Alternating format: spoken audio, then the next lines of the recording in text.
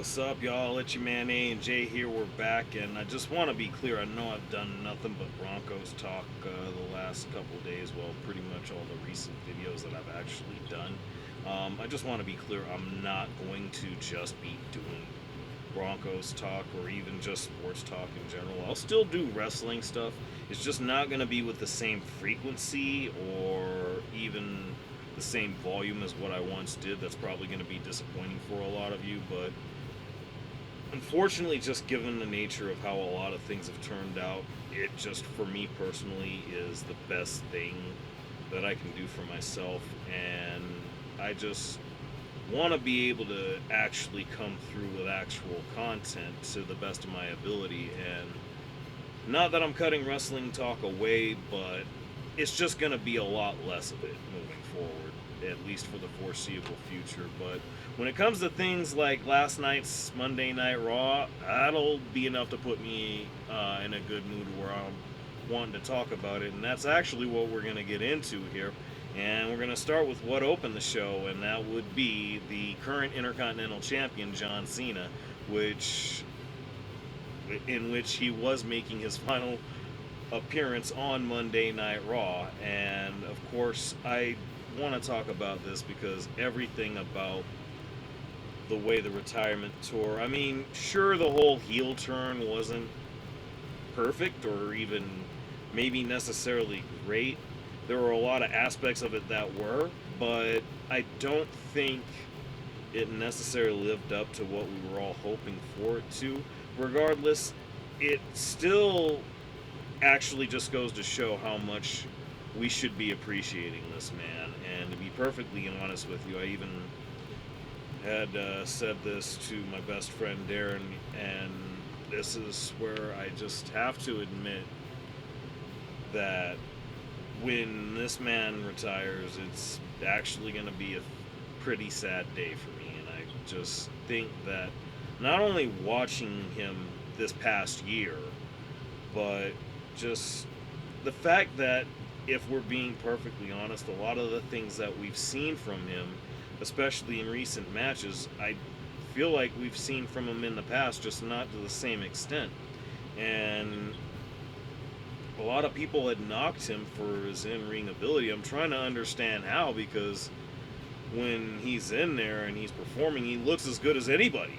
He always has. And he may not be the greatest athlete, but I mean, shit, just given the work that he's put in, I feel like he deserves all the accolades that he's gotten and then some.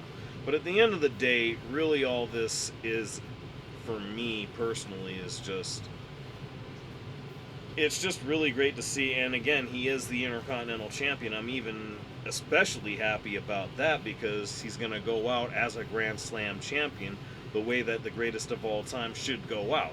So, with all that in mind, definitely salute to you, John Cena. Thank you for all the great years that you've given us and everything that you're giving us now, and everything that you're going to continue to give us going into the future. With that in mind, we're going to actually talk about War Games, as, of course, cards actually stacking up pretty nicely, and especially with the way they're coming through with the reveals on such short notice. I mean, you got the aforementioned John Cena defending the Intercontinental Championship in a rematch against Dirty Dom Mysterio. You also actually have Stephanie Vaquer defending the Women's World Championship against Nikki Bella after Nikki had actually turned on Stephanie. And of course, you've got both men's and women's War Games matches, which, of course, I want to talk about those. At this point, I'm only going to focus more on the women's match. We'll be going into the men's match for the final topic, but it's really, really interesting, I gotta say. And I want to reference AEW's Blood and Guts from last week, just for the fact, not even so much the obvious similarities. I mean, it's their War Games, basically. Only difference is they actually keep to the old original concept of War Games, which was submit or surrender. And I feel like they've done pretty well with that, and they've done a really good job with this most recent edition of Blood and Guts. I mean, it was actually incredible, especially for it being the first women's Blood and Guts, and that did not disappoint under any circumstances. I mean, a lot of incredible things, definitely some very well done storytelling and all of that. But the reason I bring all of that up is because, especially for both matches, a lot of people were kind of downplaying the booking decisions behind that. It actually ended up delivering, probably even over delivered on both counts. Now, a lot of the same things can be said for this year's War Games as well. Um, at least before last night, not a lot of sizzle in terms of the build up, but now, after again what we got from Raw, I don't think you can go wrong, and I definitely like the aspect of the storytelling that they're doing, specifically on the women's side, i.e., that history between both Charlotte and Rhea, and of course the way that's affected things, and of course Alexa Bliss came out, cut a promo about that, and just let it be known how she was really feeling, and understandably so. And I love that especially because it made it really easy to empathize with Alexa for all of the reasons that she stated. But of course, Charlotte would come through to the rescue for the sake of the team that currently consists of Alexa, Rhea Ripley, and Io Sky.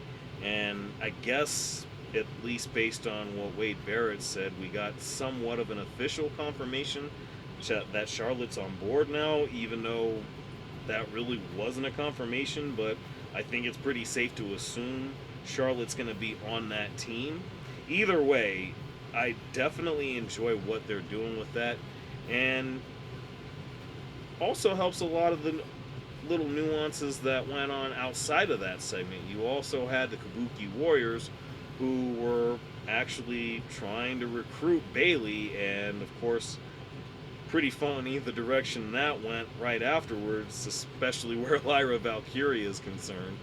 But you had that. You also had Rhea on the other side doing some recruiting of her own in the form of AJ Lee. And I feel like, especially with the way that the Women's Intercontinental Championship match from last night unfolded, I think I like the way, the direction that this is starting to go. So definitely all systems are a definite go for Survivor Series and War Games.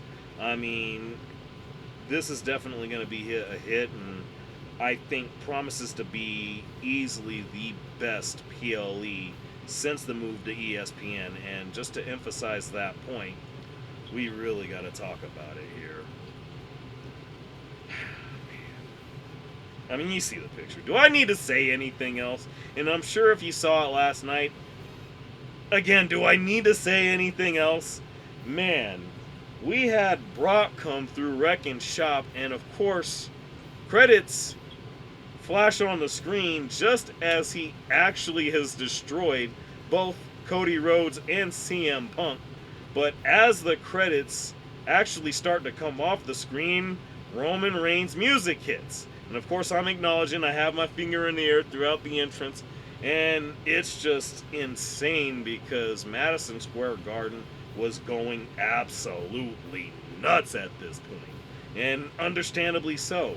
The history between both Roman and Brock, and of course the fact that they seem to now be the 5th members of each team for the War Games match.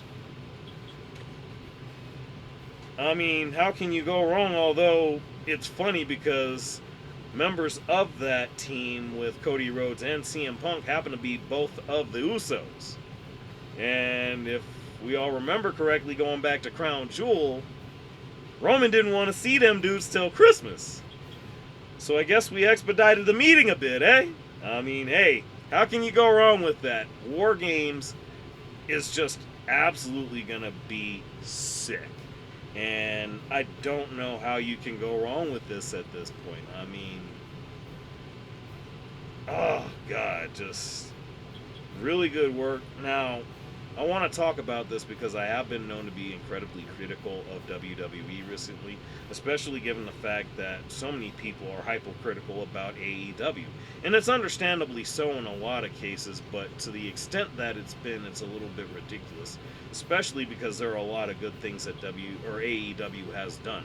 But focusing on what WWE is actually doing right here, this is a perfect example of what that is supposed to look like. So, for all of you that have been, for those of you that feel like I've been critical, or I don't know if y'all have caught me being critical, but when I have been, it's because there hasn't been enough of this sort of shit. And I'm not letting up on that being the case. So we'll let that be what it is. Let me know what y'all think down below. Are y'all hyped for War Games all of a sudden? I know I am. Let me know what y'all think down below. Y'all know what it is. If y'all enjoyed, like, share, subscribe, and of course, till the next time, I'm A and J, and I look forward to seeing you again.